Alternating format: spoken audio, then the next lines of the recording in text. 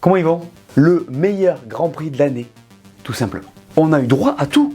Pierre Gasly sur le podium, une masterclass de Fernando, un Max impérial. Cette course était incroyable et j'ai beaucoup de choses à vous dire. Ce week-end, c'était le Grand Prix des Pays-Bas à Zandvoort et c'est Max Verstappen qui s'est imposé devant Fernando Alonso et Pierre Gasly. Allez, on en parle. Et abonne-toi pour soutenir la chaîne. Pour ne rien rater de ce qui arrive, c'est simple. Clique sur le bouton s'abonner, la clochette, laisse-moi ton meilleur pouce bleu et profite de la vidéo.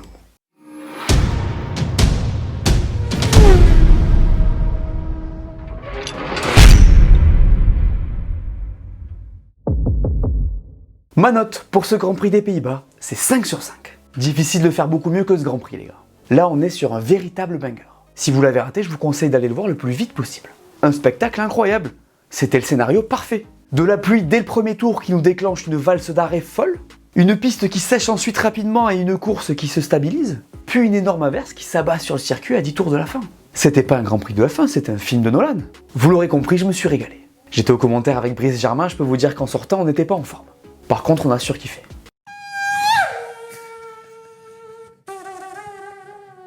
On est où là? On est sur un drapeau rouge les copains. Fallait meubler, nous en voulez pas. Enfin, si t'ajoutes le samedi au dimanche avec une qualif encore une fois très sympa, je pense qu'on a peut-être le meilleur week-end de l'année. Vous mettez quelle note à ce Grand Prix? Jetons un œil au classement de ce Grand Prix. Max Verstappen vainqueur devant Fernando Alonso et Pierre Gasly, Sergio Pérez est P4, Carlos Sainz suit devant Lewis Hamilton, Lando Norris est 7 devant un très bon Alex Albon, Oscar Piastri marque aussi pour McLaren avec P8, et c'est Esteban Ocon qui ferme ce top 10. La rentrée de F1 nous a proposé un spectacle incroyable, mais bon, le vainqueur est toujours le même, et vous savez comment il s'appelle. Maxou, rien ne le perturbe, jamais. Qu'il pleuve, qu'il vente, que les conditions soient complexes, rien ne le chamboule, il roule sur tout le monde. Je vous l'avais dit que Max sous la pluie, il avait un bateau ou pas? Le meilleur partout et dans toutes les conditions, bienvenue dans l'ère Max Verstappen. Il ne laissera pas une miette, rien du tout, je pense qu'il nous l'a bien fait comprendre à Zandvoort. Max, il fait le mauvais col en début de course en ne s'arrêtant pas tout de suite, ce qui le fait tomber au classement, puis ça déroule. Il te fait une remontée, t'as l'impression qu'il a utilisé l'éclair de Mario Kart là, où tout le monde est petit et toi tu restes normal. Je suis sûr que vous avez l'image. Il a fondu sur Checo avec une facilité déconcertante. L'undercuté avec un petit coup de pouce de Red Bull. Et puis c'était fini. Max il était en mode facile, même dans les pires conditions. Déluge sur le circuit ou pas, Max n'a pas peur des éléments. Bref, le gars est intouchable. Un point c'est tout. C'est sa 3e victoire de suite à Zandvoort, la 46e de sa carrière. C'est surtout la 9e de suite cette saison. Le record de Sébastien Vettel est égalé. Pour conclure, on peut dire que c'est très fort. Quel Grand Prix pour Alpine! J'en avais parlé dans la preview, ils avaient besoin d'une petite victoire, et là on va pas se mentir, ce résultat est presque inespéré. L'équipe vit un moment compliqué au niveau structurel, c'est difficile aussi sportivement cette saison, ce podium va être une vraie bouffée d'air frais pour l'équipe. Surtout que ça partait vraiment de loin à Zandvoort, puisqu'encore une fois il n'y avait pas de voiture bleue en Q3. Pour rappel, la dernière fois c'était à Silverstone. La stat est dure, mais elle ne fait bien évidemment pas le poids face à une P3 et une double arrivée dans les points. Normal. Du coup, pour commencer, parlons un peu du principal artisan de cet excellent week-end, Pierre Gasly. On est presque sur une masterclass de la part du pilote français et de son équipe. Je dis presque parce qu'il y a quand même une pénalité de 5 secondes pour excès de vitesse qui tombe. Ça doit pas arriver. En dehors de ça, Pierre et Alpine ont parfaitement tout géré. La Vista là de s'arrêter dans le premier tour, tout le monde ne l'a pas eu. Ils ont toujours été dans le bon tempo stratégique, même sur 4 arrêts. Que ce soit Hamilton, Sainz ou même Pérez au final, Pierre a réussi à se jouer de tout le monde pour prendre cette place sur la boîte bien méritée. En interview après le GP, il a dit se sentir très bien dans cette voiture et c'est ce qu'on a senti. Dans ces conditions changeantes, l'Alpine avait du rythme et ça donne du baume au cœur pour la suite. C'est donc le 2e podium de la saison pour Alpine après Monaco, le 4e de la carrière de Pierre et un vrai soulagement pour l'équipe qui avait absolument besoin d'un tel résultat. Côté Esteban, malheureusement, c'est un peu plus compliqué. Alors il est content pour l'équipe, ça reste des points, mais c'est vrai qu'il peut être frustré. L'équipe a mal géré son dernier arrêt, il décide de l'arrêter trop tard, on lui met des pneus maxi pluie. Il est probablement passé à côté de gros points, mais bon, c'était vraiment pas évident et je pense qu'il peut quand même être content de sa course. Vous me dites ce que vous pensez du week-end d'Alpine en commentaire? Quel Grand Prix incroyable de Fernando Alonso! Je vais pas vous mentir, ça m'a fait extrêmement plaisir de le voir sur la boîte. Pilote du jour, et j'ai envie de vous dire mérité.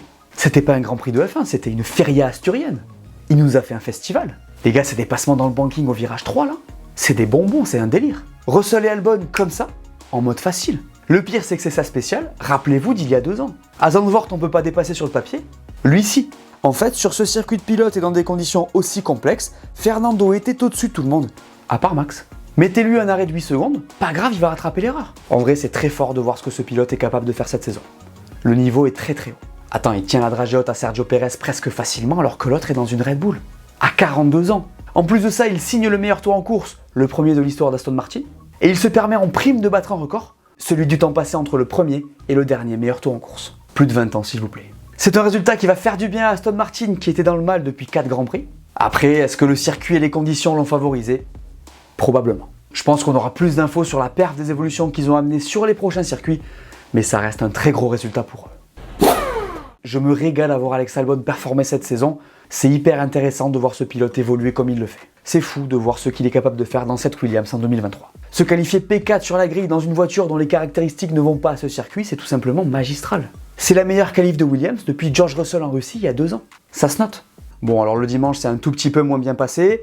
Williams n'a pas utilisé la meilleure stratégie en ne faisant pas entrer son pilote, ce qui était vraiment étonnant. Mais bon, Alex, son train de soft, il l'a fait tenir plus de 40 tours. Et je suis hyper impressionné par le fait qu'il n'ait pas fait d'erreur, vu la quantité d'eau qu'il y avait sur la piste. Bref, c'est assez fou. Par contre, de l'autre côté du garage, c'est pas la même musique. C'est très dur pour Logan Sargent. Alors il fait un très beau samedi, il signe sa première Q3 en carrière. Mais bon, il explose sa voiture pas 1, mais 2 fois. Et ça, c'est vraiment pas bon. Williams, c'est une équipe qui a besoin d'argent.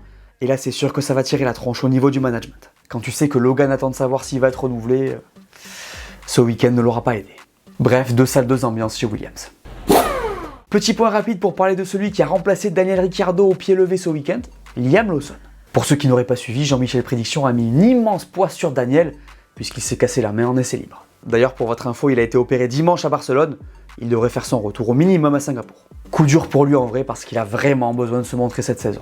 Après, le malheur des uns fait parfois le bonheur des autres, et c'est le cas de Liam Lawson.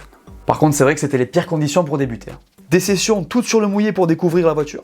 C'était vraiment semé d'embûches et il les a bravement surmontées. En qualif, c'était dur, mais en course, il a réussi à s'en sortir sans faire de faute et termine devant son coéquipier. Rien que ça. Il sera très probablement dans la voiture à Monza et j'ai vraiment hâte de voir ce qu'il va donner. Je suis obligé de mettre Sergio dans les flops parce que c'est encore un week-end galère pour lui. Il fait encore une qualif décevante. Pour lui, P7 c'est pas suffisant. Dans ces conditions mixtes, on sent qu'il n'est pas à l'aise. Et la différence de confiance entre lui et Max est juste criante et franchement hallucinante. Checo, il est bien servi par son équipe dans le premier tour puisqu'on l'arrête en premier. Après, c'est clairement lui qui fait la demande. Donc ça, c'est à mettre à son crédit. Mais en vrai, avec l'avance qu'il prend quand Max sort des stands, il doit presque gagner ce Grand Prix. Alors on est au début du Grand Prix et l'affirmation est bien sûr beaucoup trop forte, mais se faire reprendre 3 secondes au tour comme ça sur les mêmes pneus avec la même voiture, c'est pas possible.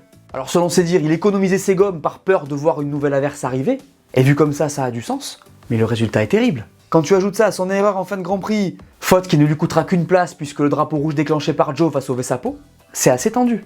Le pire dans tout ça, c'est que Checo perd son podium à cause d'un excès de vitesse dans la voie des stands. C'est pas possible et surtout globalement, c'est vraiment pas suffisant. Alors d'ailleurs, on a encore pas mal parlé de lui ce week-end. Regardez ce qu'a dit Helmut Marko quand on lui a demandé ce qui allait se passer pour Checo en 2024. Rien n'est jamais sûr à 100%. En Formule 1, ça n'existe tout simplement pas. Il y a toujours des situations liées aux performances qui doivent être discutées. Lui, clairement, il s'amuse. Mais écoutez ce qu'a déclaré Christian Horner. La situation de Checo pour l'année prochaine est claire. C'est un pilote Red Bull. Nous avons un contrat avec lui. Mon avis, c'est que tout peut arriver chez eux et qu'on ne peut absolument pas compter sur la communication de ces deux-là. En tout cas, j'ai hâte de voir ce que ça va donner. D'ailleurs, pour finir, on a demandé à Horner ce qui s'était passé au moment où Verstappen fait l'undercut à Perez. Je vous rappelle qu'on l'arrête en premier alors qu'il est P2. Et voici ce qu'il a déclaré. Il y avait plusieurs raisons à cette décision. L'une d'entre elles était qu'Alonso prenait aussi des pneus slick, et je pense que c'était aussi le cas de Gasly. Si nous avions pité Checo en premier et Max au tour suivant, nous avions le risque de sortir premier et quatrième. Le risque était pour Checo parce que Max avait rattrapé 7 secondes en 3 tours. Son écart était si important que nous avons été légèrement surpris par le fait que Max ait dépassé Checo. Il s'est donc passé beaucoup de choses dans ces conditions, très variables. Vous avez maintenant les raisons de cette décision. En tout cas, ça va pas beaucoup mieux pour Checo. C'était un week-end vraiment galère pour Ferrari. Alors on le savait, sur ce circuit, que ça serait plus compliqué. Cette voiture a plus de mal sur les tracés qui demandent beaucoup d'appui, et Zandvoort, pour ça, c'est un des pires. Du coup, pas vraiment étonné de ce résultat pour eux, mais bon, faut aborder le sujet. D'abord, évoquons le cas Charles Leclerc, qui aura sûrement passé l'un des pires week-ends de sa saison. Pour lui, c'était vraiment compliqué. Il crache la voiture en Q3, du coup il part dans le paquet, s'accroche légèrement avec Piastri dans le premier tour, ce qui abîme son fond plat et ruine son rythme pour toute la course, s'arrête au stand et le dit trop tard à son équipe qui n'est pas prête à le recevoir, souffre pendant de longs tours pour garder cette Ferrari sur la piste, et finit par abandonner à cause de l'accrochage du premier tour. C'est très dur, et on peut difficilement faire pire. Chez Sainz par contre, ça va quand même beaucoup mieux. D'ailleurs, je l'avais mis sous pression dans la preview, et il a répondu comme un chef. Carlos, il a semblé plus à l'aise dans cette Ferrari si difficile à conduire sur ce circuit, et on a bien compris qu'en pilotage pur, il se serait battu pour le podium si sa monture n'avait pas touché sa limite. Bref, pour Ferrari, c'est un week-end à oublier. Heureusement, Monza arrive très vite. Mercedes est forcément dans les flops de ce Grand Prix des Pays-Bas. c'est vraiment un week-end à oublier pour les grilles qui ont vécu de vraies montagnes russes. Attends, d'un côté Lewis te parle du meilleur vendredi de l'année quand le lendemain il sort en Q2 pour au final faire un dimanche très solide, et Russell te sort une P3 très encourageante sur la grille avant de se faire ruiner par la strat et abandonner après un contact dans le paquet. Et oui, comme McLaren et Williams notamment, ils ont sous-estimé l'intensité de la première averse et ont envoyé leur pilote au gouffre.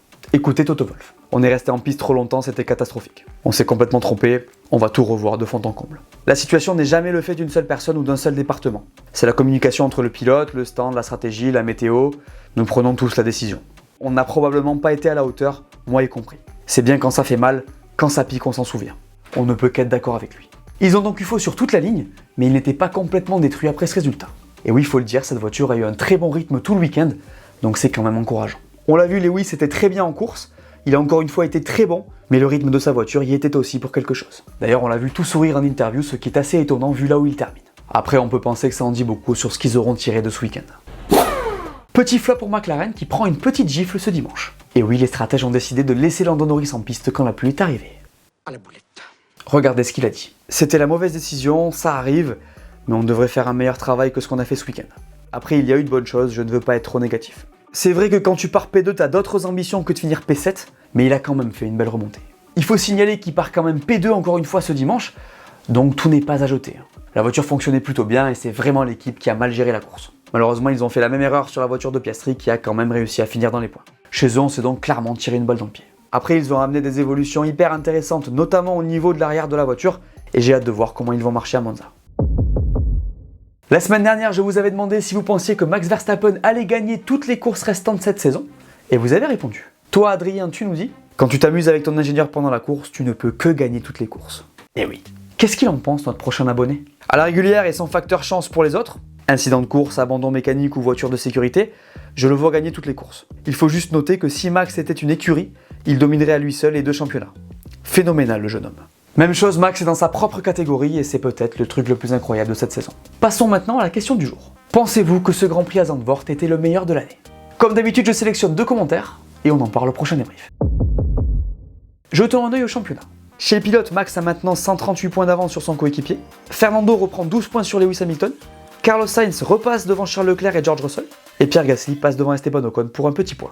Chez les constructeurs, Aston Martin revient à 40 points de Mercedes. Ferrari perd un peu de terrain. Et Alpine se rapproche un peu de McLaren. A noter que Williams est maintenant P7.